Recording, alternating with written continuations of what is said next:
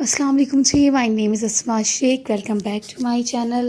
تو آج ہم بات کریں گے راجپوت حکمران کے بارے میں، رانا سنگا، جسے مہارانا سنگرام سنگھ بھی کہا جاتا ہے، موجودہ راجستھان ہندوستان کے ایک علاقے میورا کا ایک راجپوت حکمران تھا۔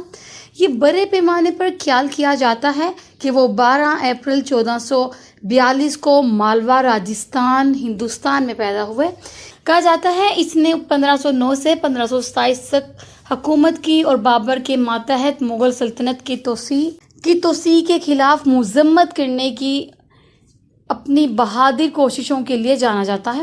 رانا سنگا خاص طور پر 1527 میں کھانوا کی لڑائی میں اپنی قیادت کے لیے مشہور ہے، جہاں اس نے راجپوت ریاستوں کے اتحاد کی قیادت کی۔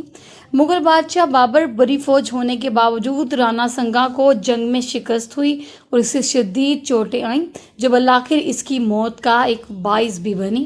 بابر اور مغل سلطنت کے خلاف مذمت اپنے دور حکومت میں رانا سنگا مغل سلطنت کے سب سے مضبوط مخالفین میں سے ایک بن گئے، جو شہنشاہ بابر کی قیادت میں تیزی سے پھیل رہی تھی۔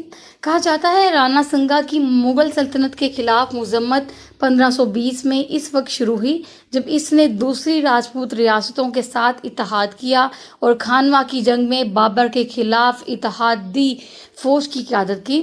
بہت بڑی فوج ہونے کے باوجود رانا سنگا کو مغل فوج کی اعلیٰ حکمت عملی اور ہتھیاروں کی وجہ سے بابر کے ہاتھوں سے شکست ہوئی۔ تاہم رانا سنگا نے اپنی مذمت ترک نہیں کی اور گوریلا جنگی حکمت عملی کے ایک سلسلے کے ذریعے مغلوں کی توسیع کے خلاف مزاحمت جاری رکھی۔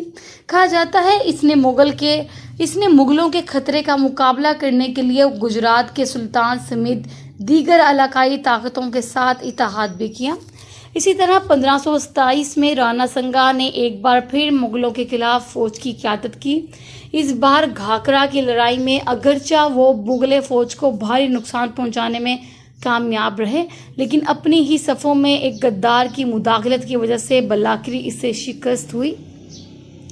مزید یہ کہ اپنی شکستوں کے باوجود رانا سنگا کی مغل سلطنت کے خلاف مذمت نے دیگر علاقائی طاقتوں کو مغلوں کی توسیع کے خلاف مذمت کرنے کی ترغیب دی اور ہندوستان میں کئی ریاستوں کی آزادی کو برقرار رکھنے میں مدد بھی کی۔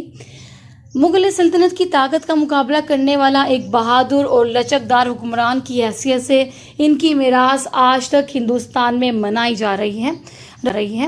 رانا سنگا فن ادب اور سرپرست تھے۔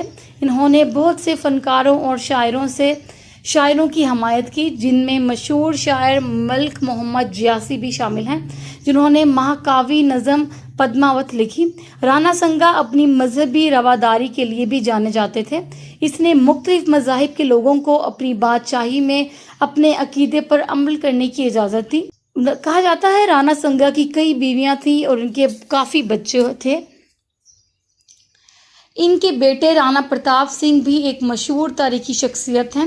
رانا سنگا کو ایک بہادر جنگجو اور ایک عقیدت مند حکمران کے طور پر یاد کیا جاتا ہے، جس سے اپنی بادشاہی اور اپنے لوگوں کی حفاظت کے لیے جنگ لڑی۔